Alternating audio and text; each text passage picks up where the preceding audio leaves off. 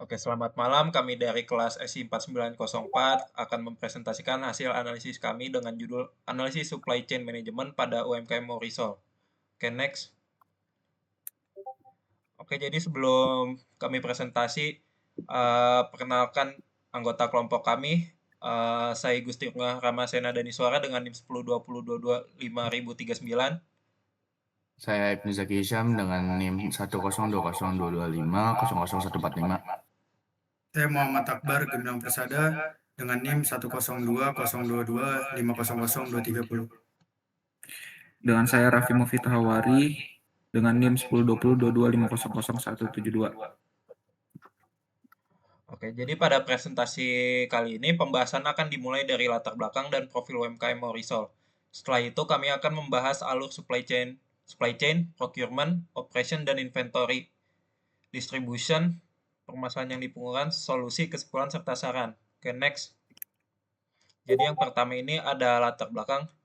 Jadi UMKM ini memiliki peran penting dalam perekonomian Indonesia karena dapat menciptakan lapangan pekerjaan dan mendukung ekonomi lokal.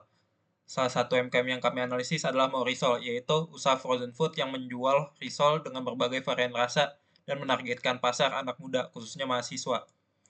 Dalam menjalankan bisnisnya, Morisol memiliki beberapa proses utama, yaitu pengadaan bahan baku atau procurement, produksi atau operation, pengelolaan persediaan atau inventory, serta distribusi produk.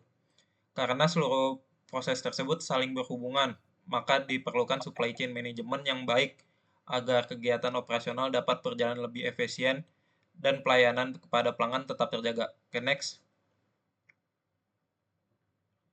Oke, baik. Jadi berdasarkan latar belakang tersebut, terdapat beberapa rumusan masalah yang kami bahas. Pertama, bagaimana kondisi pengadaan bahan baku pada Morisol. Kedua, bagaimana proses produksi dan pengelolaan persediaannya. Ketiga, bagaimana proses distribusi produk kepada konsumen. Selanjutnya, kami juga mengidentifikasi permasalahan utama pada aspek procurement, operation, dan distribution.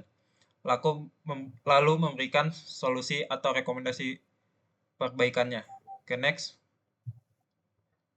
Oke, jadi tujuan dari analisis ini ada 3. Yang pertama itu mendeskripsikan kondisi rantai pasok Morisol pada aspek procurement, operation, inventory management, dan distribution. Kedua, mengidentifikasi permasalahan utama yang terjadi berdasarkan hasil wawancara dan observasi. Ketiga, memberikan rekomendasi perbaikan yang dapat membantu Morisol meningkatkan efisiensi operasional dan mengurangi risiko dalam proses bisnisnya. Oke, next. Oke, jadi Morisol ini adalah UMKM yang menjual risol dengan berbagai rasa. Produk utamanya adalah risol aneka rasa dengan total 10 varian, yaitu 8 varian asin dan 2 varian manis. Saat ini Morisol memiliki 2 cabang aktif, yaitu di Telkom dan di Bukit Permata Cimahi. Sebenarnya terdapat cabang di Gede Bage, namun ditutup karena target pasarnya kurang sesuai. Target pasar utama Morisol adalah kalangan anak muda dan mahasiswa untuk kapasitas produksi Morisol mampu memproduksi sekitar 300 sampai 500 risol per hari pada hari kerja dan sekitar 200 sampai 300 risol per hari pada akhir pekan. Proses produksi ini dijalankan oleh 2 tenaga kerja. Oke, next. Jadi metode pengumpulan data ini diperoleh melalui wawancara langsung dengan pemilik atau pengelola UMKM Morisol. Melalui wawancara tersebut, kami menggali informasi mengenai profil usaha, proses pengadaan bahan baku, alur produksi, sistem persediaan, hingga distribusi produk kepada konsumen. Setelah itu, informasi yang diperoleh kami analisis menggunakan kerangka supply chain management, khususnya pada 3 aspek utama, yaitu procurement, operation, dan distribution. Oke, next. Oke, selanjutnya, secara umum alur supply chain Morisol dimulai dari supplier yang menyediakan bahan baku. Kemudian Morisol melakukan procurement atau pembelian bahan sesuai kebutuhan produksi. Setelah bahan tersedia, proses dilanjutkan ke tahap produksi, mulai dari pembuatan risol hingga pengemasan. Oke, produk yang sudah jadi kemudian disimpan di freezer agar kualitas dan kesegarannya tetap terjaga. Setelah itu, produk didistribusikan melalui beberapa saluran penjualan hingga akhirnya diterima oleh konsumen. Oke, baik. Sekarang kita masuk ke pembahasan tentang procurement atau pengadaan bahan baku dari Morisol. Morisol ini memperoleh bahan bakunya dari 4 sumber utama, yaitu yang pertama itu pasar tradisional untuk kebutuhan sayuran dan bumbu-bumbu. Yang kedua ada supplier tepung untuk tepung terigu dan tepung panir. Yang ketiga ada toko bahan kue untuk coklat, keju, dan bahan manis lainnya. Dan yang keempat, minimarket untuk susu UHT dan bahan pelengkap lainnya. Kalau kita lihat dari sisi frekuensinya, pembelian sayuran dibeli setiap hari karena sifatnya yang mudah layu. Sementara tepung dan bahan manis dibeli secara bulanan. Dan yang terakhir untuk susu UHT itu pembeliannya menyesuaikan kebutuhan produksi. Boleh di next? Oke, di sini di permasalahan procurement, dari proses procurement yang tadi sudah berjalan terdapat beberapa kendala yang cukup krusial. Permasalahan utamanya di sini ada 3. Yang pertama itu harga susu UHT yang fluktuatif, stok dari supplier yang tidak selalu tersedia, dan ketergantungan pada satu supplier utama. Ketiga masalah ini membentuk efek berantai yang berbahaya bagi keberlangsungan produksi. Ketergantungan pada supplier tunggal menyebabkan resiko stock out. Dan jika stock out terjadi, maka produksi bisa terganggu secara langsung. Dampak yang ditimbulkan meliputi risiko keterlambatan produksi, naiknya biaya produksi akibat fluktuasi harga, dan potensi kekurangan stok bahan baku yang bisa menghambat pemenuhan permintaan konsumen. Boleh di next? Baik, selanjutnya di operation proses atau produksi Morisol ya. Alur produksi Morisol ini terdiri dari 6 tahap yang berurutan. Yang pertama itu dimulai dari pembelian bahan baku, lalu diikuti dengan pembuatan kulit risol, kemudian pengisian aneka varian isian, dilanjutkan packing produk, penyimpanan di freezer, hingga akhirnya produk siap dijual. Dari sisi informasi produksi, Lita Morisol sekitar 1 hari.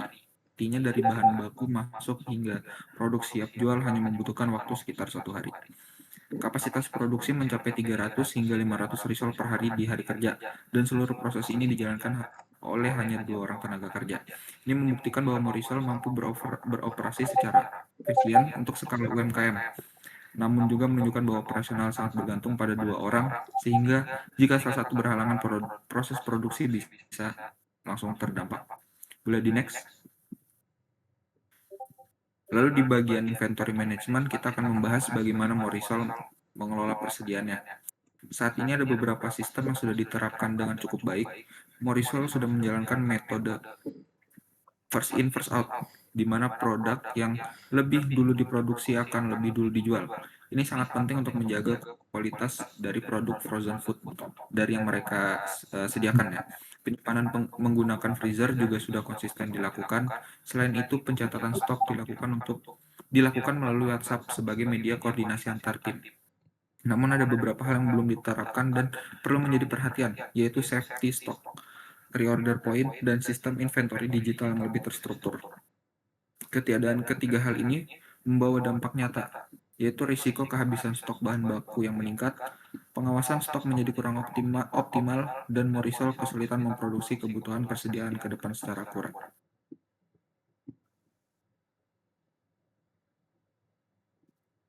Oke, selanjutnya ada distribution. Di sini pada aspek distribution ini Morisol menggunakan beberapa saluran distribusi untuk menjangkau konsumen, yaitu melalui penjualan langsung di gerai, layanan GoFood dan GrabFood, Justip mahasiswa, serta reseller.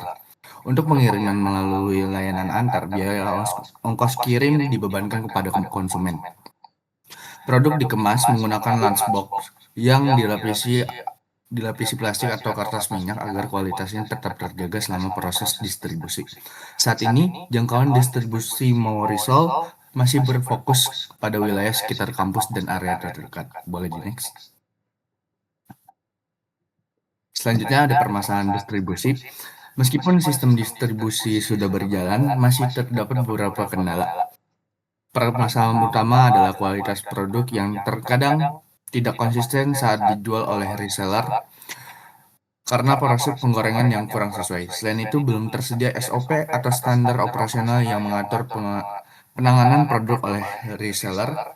Biaya ongkos kirim yang ditanggung konsumen juga dapat mengurangi daya tarik produk, terutama untuk pembelian dalam jumlah kecil.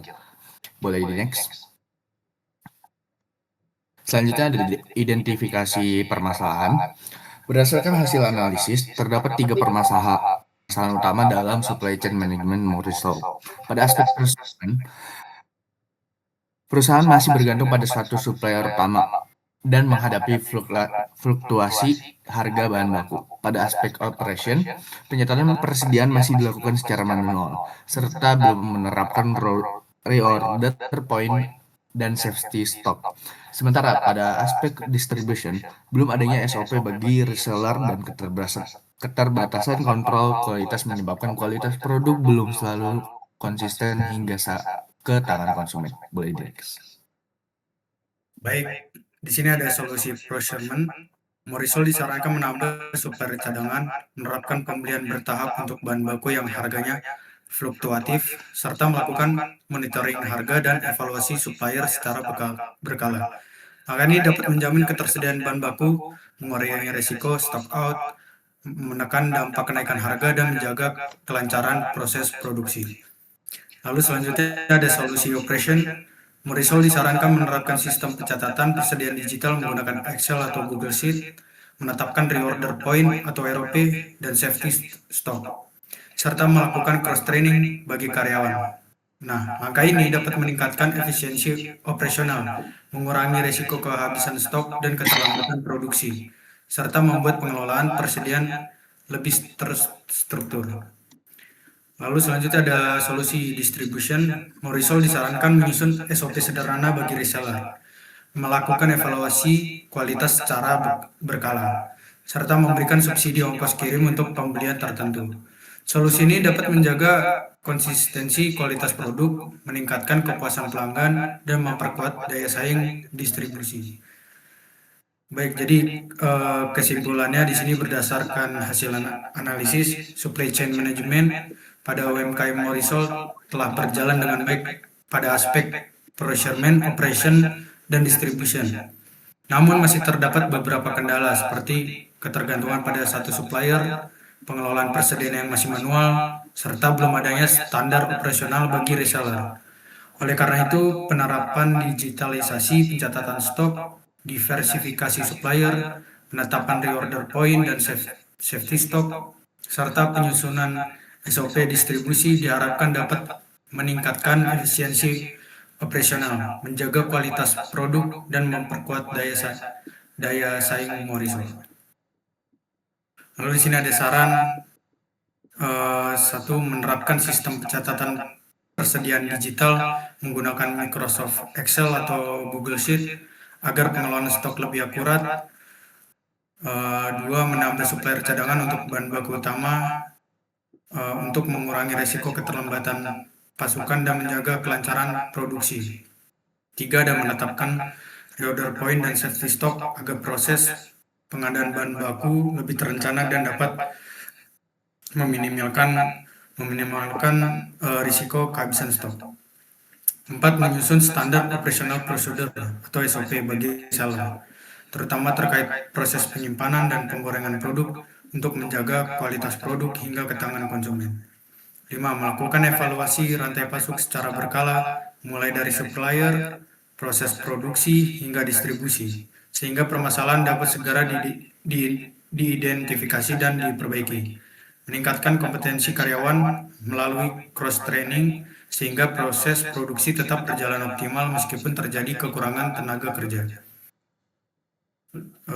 Lanjut, mengembangkan sistem pemantauan penjualan dan persediaan berbasis data, sehingga keputusan pengadaan dan produksi dapat dilakukan dengan lebih efektif dan efisien. Baik, sekian dari kami. Kurang lebihnya mohon maaf jika ada salah kata. Selamat malam.